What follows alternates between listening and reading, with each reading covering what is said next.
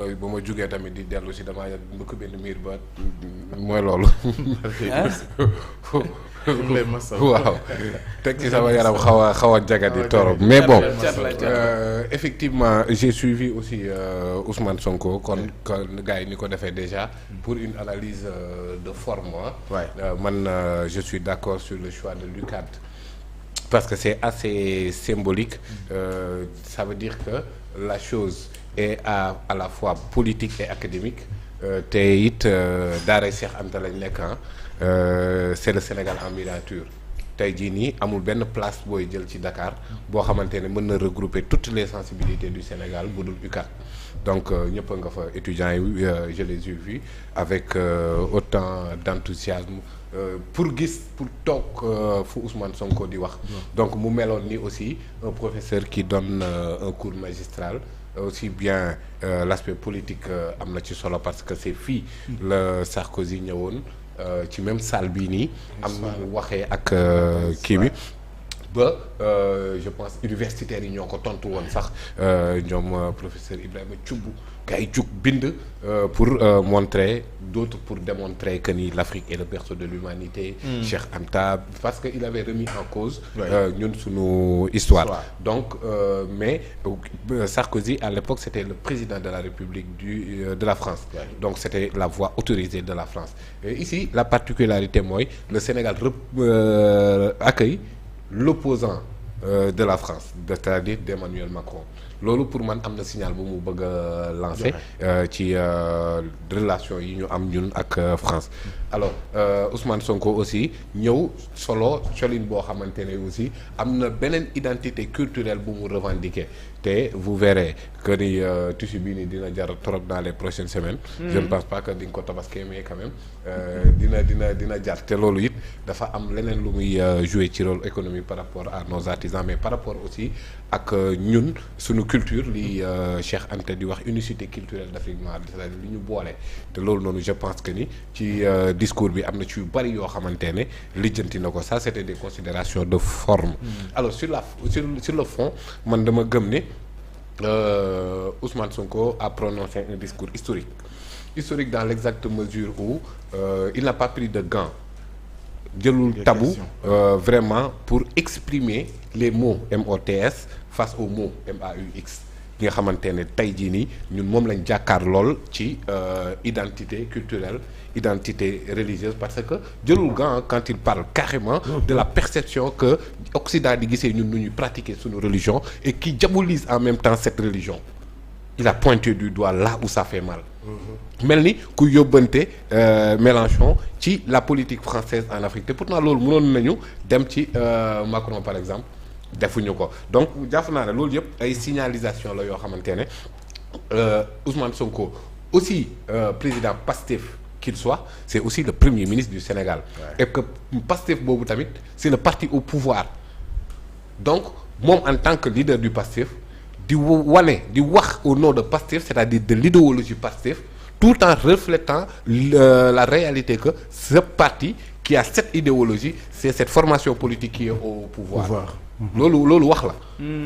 donc li tax mu jël formation politique bi ñëwee en tant que président wu Pastef ñëw sol casquette Pastef waxee ci idéologie Pastef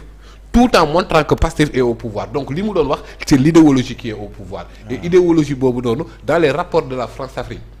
nga xamante ne ay rapports yu trouble la mos a doon avec jusqu'à présent les réseaux Foccart qui relèvent par force parce que tey jii nii boo gisul Jacques Foccart di nga gis fils spirituel la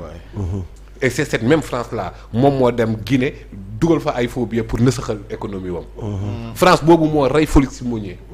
France boobu noonu tey jii nii moom moo jël pied suñu économie exercer suñu kaw une colonisation sauvage ba tey Afrique dem ba luy perte identité wam loolu la Amadou Hampâté Bâ bi non Cheikh Hamidou Kane l'aventure ambiguë Cheikh Samba Diallo qui n'a plus d'identité xamatul lan la moom parce que à cheval entre cette civilisation occidentale cette éducation occidentale loolu tax ma ne UCAD bi am na ci solo. parce que l'éducation occidentale dafa tombé ak une éducation traditionnelle ba nit ki perte identité am alors identité boobu noonu la Ousmane Sonko doon mel ni luy revendiquer ci biir discours bi dans sa ci biir quintessence peut-être bëgguma dugg au point par point te xam naa ne dina ci ñëw mais l'essentiel de ce qu'il a voulu démontrer c'est que ñoom ñu xam ne partenariat yu ñuy mën a am du ñoom selon leur définition déedéet selon ñun ni ñu bëgg a doxalee d'abord la éjectant effaçant écartant toute idée de mondialisation maanaam jël benn culture muy France culture occidentale boo ko universaliser nee na la duñ nangu loolu et que loolu noonu bokk na ci li nga xamante ne des générations et des générations d'Africains yàgg nañu koo xeex alors parce que loolu noonu culturellement parlant lañ koy kii mais dafa am impact économique et que impact économique boobu noonu di li Baye San di dégg muy win-win maanaam passé dama ko fekk ma ne ko sa téléphone bii nii foog ñu win-win ci yow boo envoyé message jox ma envoyé boo audiowee jox ma audio te moom téléphone bi kat lu nuy win-win ci lu moomal ma ko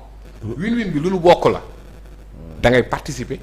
man ma participer ñun ñaar ñu bokk ku nekk gagné loolu la alors allons-y voir France yan ressources la am ñu win-win ko voilà c'est-à-dire loolu la ko Ousmane Sonko bëgg a wax. c'est ce qu'on dit, c'est ce que j'ai dit. kii lay waxal de mais ñee lay waxal. maanaam France ban ressource ngeen am yéen. après boo leen ko amee ñun nañ ci dem win-win. ñu échange non c'est-à-dire autoroute France nañ dem ñun ñu gérer ko. maanaam baarataal dem toog foofu noonu exploité ko voilà na baarataal dem exploité benn péage foofu. nanu fexe ba Touba Oil ñu implanté ko Paris. y a pas de souci amul problème c'est-à-dire win-win mu ngi noonu. alors pour man jàpp naa ne la politique française enfin n'est pas contre ça ñun ñoo desee am fulla parce que je vois Paris envahi par des Qataris jusqu'à notre club. oui possédé par des Qataris Sheraton et cetera boo demee Paris tu penses que ni Qatar am na fi mainmise. parce que am nañ fulla waaw am nañ fulla loolu moom mooy win-win. alors donc kon tey jii nii. Ousmane Sonko jeté na les bases d'une véritable indépendance. wallaahi. ci discours bi moo tax ma ne la ce discours est historique et que les annales académiques parce qu'on est à l'UCAD et les annales politiques vont retenir ce discours là jusqu'à la postérité et que loolu noonu day dañ foogoon ne étant opposant moom moo ko doon moo taxoon muy wax aujourd'hui il est au pouvoir. merci beaucoup. donc merci beaucoup. théorie yi mu doon développé réalité du pouvoir mu maintenir ko. alors que donc tu verras dans les prochains jours dans le partenariat entre France ak Afrique parce que kii Afrique la waxal tey rek du Sénégal kese il a parlé pour l'Afrique comme et d'ailleurs li nga wax alors li nga ne il a parlé pour l'Afrique dafa mel li nga wax nii moom la Mélenchon wax dañuy déglu benn extrait parce que li mu wax Jean-Luc Mélenchon bëri na mais dama bëgg ñu déglu extrait bi ci ni mu